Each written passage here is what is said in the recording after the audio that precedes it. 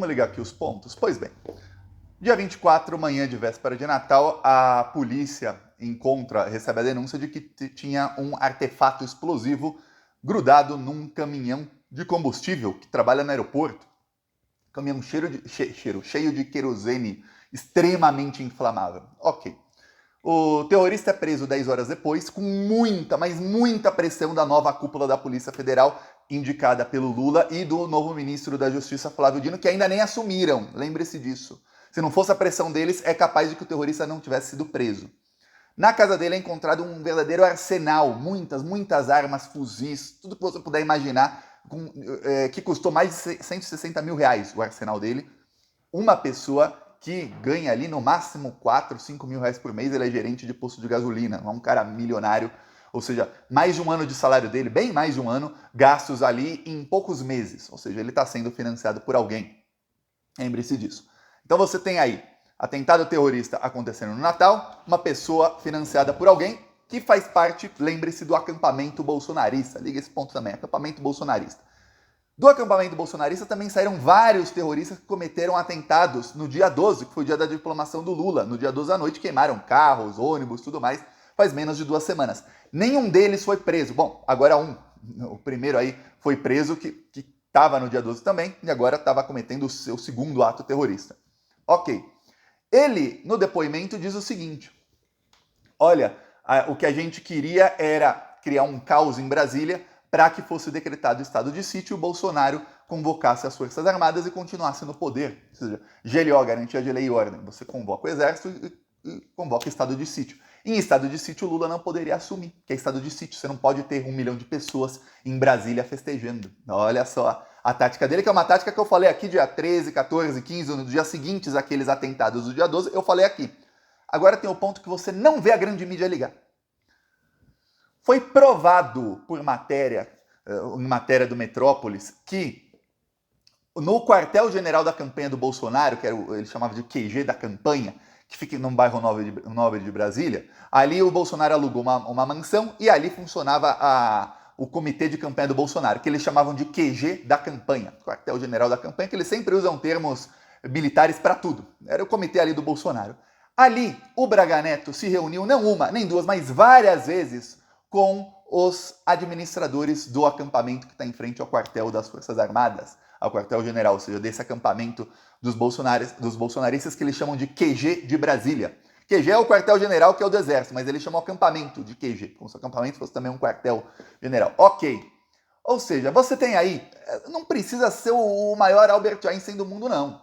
Você tem aí o seguinte: o Braga Neto, vice do Bolsonaro na chapa dele, alguém que está abertamente tentando o golpe de Estado. Você tem vídeos do Braga Neto em que ele falava para os manifestantes: espera que vai dar certo, vai acontecer, espera. Pois bem, ele se encontra com os líderes daquele acampamento, que hoje é uma célula terrorista. Vamos tratar assim pelos nomes que a grande mídia evita tratar, que eles adoram passar pano, né? Uma célula terrorista, aquele acampamento. Ele se encontra com os líderes do acampamento.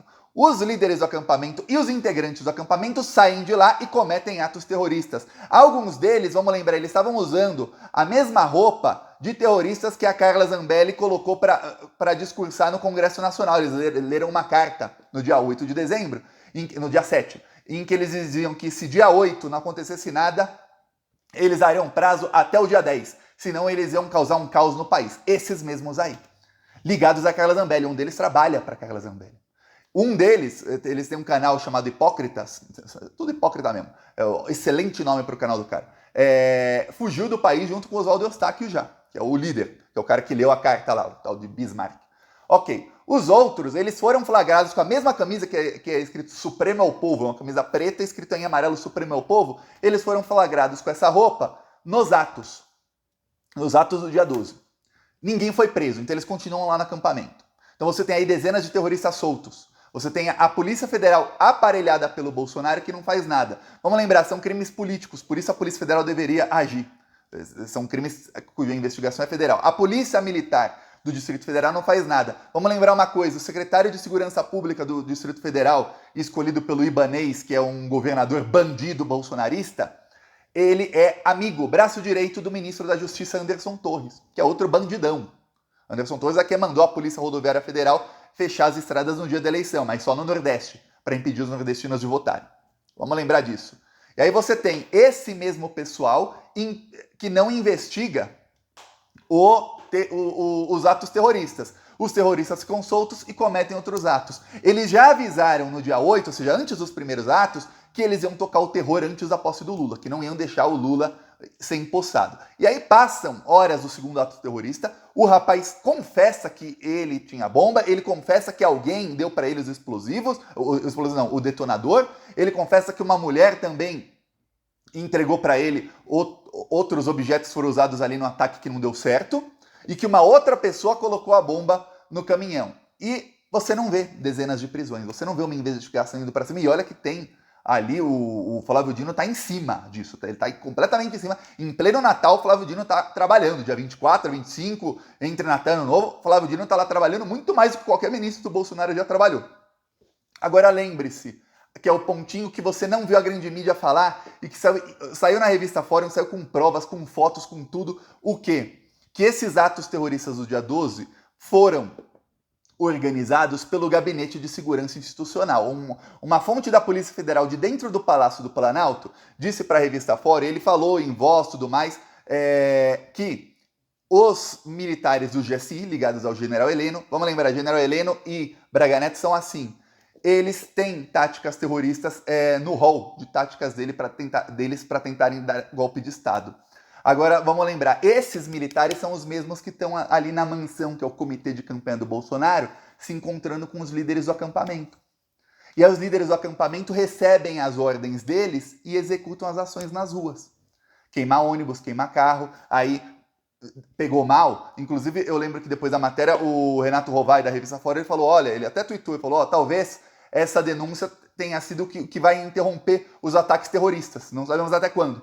E isso realmente aconteceu. Por quê? Porque naquele momento, se continuasse os ataques, ia ficar claríssimo que era coisa dos generais ligados ao Bolsonaro.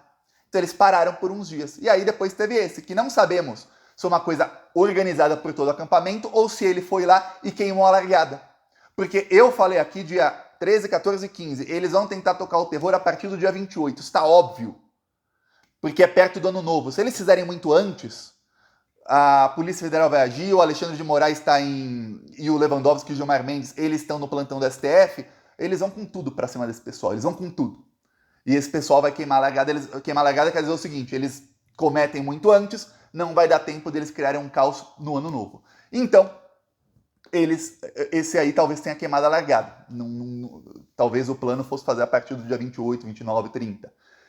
Então, isso tudo é feito, você tem todos os órgãos do governo Bolsonaro. Agora eu te falo, peraí, se tem denúncia de uma testemunha dizendo que é o Gabinete de Segurança Institucional do General Heleno, nomeado pelo Bolsonaro, quem usa táticas terroristas e quem está auxiliando o pessoal do acampamento. Se tem o Braga Neto, ex-ministro da Defesa do Bolsonaro e ex-chefe do Exército do Bolsonaro, ex-ministro da Defesa do Bolsonaro e ex-vice na chapa do Bolsonaro, vamos lembrar disso. Se encontrando com os líderes dessa célula terrorista lá no quartel-general. Aí você tem atentados que ocorreram. Você tem alguém que é braço direito do Anderson Torres, que é o ministro da Justiça de quem? Do Bolsonaro, que é o chefe da Polícia do Distrito Federal. Polícia essa que não agiu e não investigou e não prendeu ninguém 12 dias depois de atentados terroristas serem cometidos. Agora já faz mais de 12 dias, mas na manhã de Natal, da véspera de Natal, eram 12 dias. Aí você fala, peraí. O ministro do Bolsonaro, Anderson Torres, inclusive, que já foi anunciado, será o novo secretário de Segurança Pública do Distrito Federal a partir de 1º de janeiro. Quando ele não for mais ministro do Bolsonaro, ele vai ser o secretário de Segurança Pública e chefe da Polícia do Distrito Federal. Ele, indicação de quem? Do Bolsonaro. Quem é o chefão da quadrilha? Eu acho que não precisa ser aí o senhor delegado. Eu vi a entrevista do delegado. Ele estava assim, ó. Ele estava claramente como alguém que não queria estar falando o que está falando, alguém que não queria estar investigando e não queria estar indo para cima dos bolsonaristas. Um delegado bolsonarista estava assim porque ele deve ter levado um esporro do senhor Flávio Dino e da nova cúpula do Ministério da Justiça do Lula, mas um baita de um esporro, e aí ele teve que fazer o trabalho dele, coisa que não está fazendo há semanas. porque já se sabia que teriam atentados terroristas antes, foi avisado. Dentro do Congresso Nacional o rapaz avisou. Já se sabia disso e não fizeram nada. Esperaram os ataques do dia 12 e não fizeram nada. Aí teve esse ataque, o Flávio Dino já está nomeado, toda a cúpula já está nomeada, estão para assumir em menos de uma semana, né? E aí ele teve que trabalhar. Ele dá entrevista assim, eles são bolsonaristas. Ele até gaguejou na hora de falar que eles eram bolsonaristas. Esse é o nível.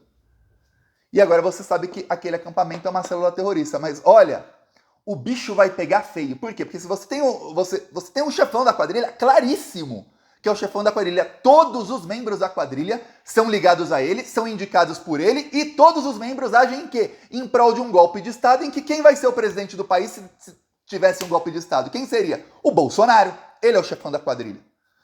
O Bolsonaro avisou que ia fugir dia 28, ele não avisou, né? Saiu na mídia que ele ia fugir dia 28, e aí é outra das estratégias bolsonaristas. Eles fazem isso sair na mídia para ver como é que os bolsonaristas agem, porque aí eles já dão uma desculpa antes. Agora nas redes bolsonaristas já estão dizendo que o Bolsonaro vai para os Estados Unidos para negociar com o Trump para ter um golpe de Estado no Brasil, que ele e o Trump é quem vão resolver o problema, e que é uma viagem estratégica, ou seja, tá fugindo mesmo o chefão da quadrilha. Que o Bolsonaro vai ser enquadrado como terrorista. E aí tem os crimes todos que ele cometeu, mas terrorismo é 30 anos de jaula. Não tem essa de, é réu primário, vai sair antes. Não, terrorismo não tem essa não. Ele fica, é lei de segurança nacional. E o rapaz que está preso confessou que é crime político, confessou tudo, e que o objetivo era criar um estado de sítio para o Bolsonaro se manter no poder. Ó, como a coisa vai ficar feia para o senhor Bolsonaro. Mas você não vê uma comoção nacional quanto a isso.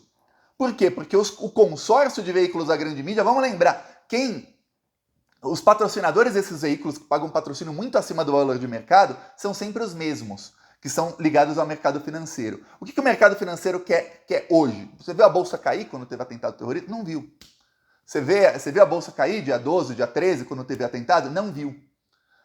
O que a Bolsa de Valores e o mercado financeiro, lembre-se, pagam patrocínio muito, mas muito acima do valor de mercado para todos os veículos de grande mídia. É por isso que quando eu falo, seja membro do Plantão Brasil, quando você se torna membro, você ajuda a gente a manter o site do Plantão Brasil, o aplicativo, também a ter os outros canais, o canal Thiago dos Reis, outros canais onde a gente faz aqui o ativismo político. Só que tem uma coisa, imagina agora nos veículos de mídia que quem financia não são os usuários. Quem financia são os bancos. E o que os bancos querem hoje? Tentar enquadrar o Lula de todo jeito. Então você teve, na manhã do dia 24, uma tentativa de um atentado que poderia matar dezenas de pessoas, e a capa de todos os veículos era criticar o Lula. Depois começaram a dar realmente a notícia. Só que eles não vão para cima do Bolsonaro com tudo e não fazem isso criar uma comoção nacional. E não ligam esses pontinhos que eu tô ligando aqui para mostrar quem é o chefão da quadrilha. Por quê? Porque senão o Lula fica sem opositor. E se o Lula ficar sem opositor, ele vai ter poder demais. E aí ele vai poder fazer as mudanças que o mercado financeiro não quer que sejam feitas no Brasil. Porque o mercado financeiro, quando se anuncia, vamos aqui destinar não sei quantos bilhões para as pessoas mais pobres terem dinheiro. Eles sabem que isso é bom para o pequeno comerciante. Eles sabem que se a pessoa que hoje não tem nada tiver 600 reais no bolso, essa pessoa vai na vendinha da esquina, ela vai na loja da esquina. Se a pessoa que tem pouco tiver 600 reais a mais, ela começa a sair, no fim de semana talvez dê para ir no bar, num restaurante, num cinema, aí o bar contrata uma pessoa a mais, aí a loja tá vendendo, contrata uma pessoa a mais, e aí vai girando a economia. E eles sabem que isso é bom para o micro e pequeno empresário, isso é bom para a população mais pobre, mas isso não dá para eles um lucro exorbitante que dá se você explorar a pobreza dessas pessoas. E você explorando a pobreza, você tem trabalhadores praticamente escravos, que vão aceitar trabalhar por qualquer coisa. E isso é bom porque aumenta o lucro do mercado financeiro. O mercado financeiro não quer que o Lula faça as mudanças necessárias do Brasil. Então, toda a grande mídia simplesmente passa o pano que der para passar para o Bolsonaro. Aí você vê alguns jornalistas que realmente dão a letra e falam a verdade ali no meio. Mas outros não. E você vê que a Folha, na semana passada, demitiu o Jânio de Freitas. Jânio de Freitas, 90 anos de idade, há 42 estava na Folha. Ele foi o único articulista da Folha que foi contra o golpe da Dilma. E ele era o único que fazia críticas à Lava Jato na Folha. O único! Quando ninguém, eu estou falando 2015, 2016, 2017, quando ninguém na grande mídia se atrevia a falar contra o Sérgio Moro, ele era o único. Agora ele foi demitido da Folha. Por quê? Porque a Folha fascistou. A Folha começou a contratar gente fascista, a mesma Folha que já contratou Kim Kataguiri, Fernando Holliday, gente que defende nazismo aí. Essa Folha agora demitiu o Gregório do Vivier, demitiu o Jani de Freitas, demitiu mais uns 3 ou 4 articulistas não tão conhecidos que eram mais progressistas. Por quê? Porque a ordem a partir do dia 1º de janeiro, eu tô avisando isso aqui desde antes da eleição, hein? A ordem é criticar o Lula. Ah, mas o Bolsonaro tem uma célula terrorista a serviço dele. Ah, gente. O importante é criticar o Lula.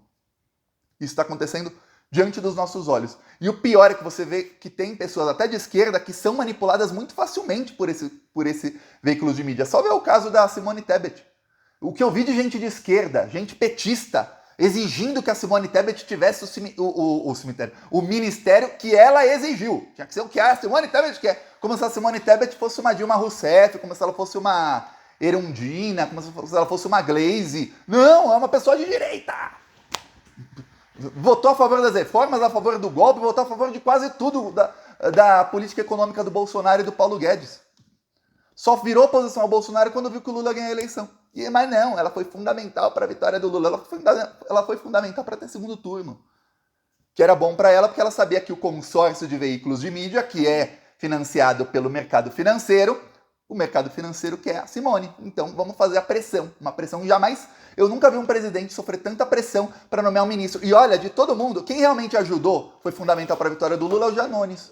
E o Janones retirou a candidatura meses antes da eleição, porque ele sabia que se ele mantivesse a candidatura, era mais chance para o Bolsonaro tentar dar golpe no segundo turno. E ele é quem fez o PT e a esquerda ganhar nas redes sociais. Felipe Neto, você aí que compartilhou, todo mundo ajudou, mas quem fez a estratégia toda de redes sociais que foi vitoriosa foi o Janones. E eu não vi ninguém exigir ministério para ele. Para você ver como a grande mídia consegue manipular. E agora é essa, temos terroristas aí e você não vê ninguém apontando que é o chefão da quadrilha, só o Thiago aqui falando. Pois bem, seja você também um porta-voz disso aí e nas suas conversas aí, nas suas redes sociais, mostre o chefão da quadrilha é o Bolsonaro. Quem tem que ser enquadrado em terrorismo e ficar 30 anos enjaulado no mínimo é o Bolsonaro.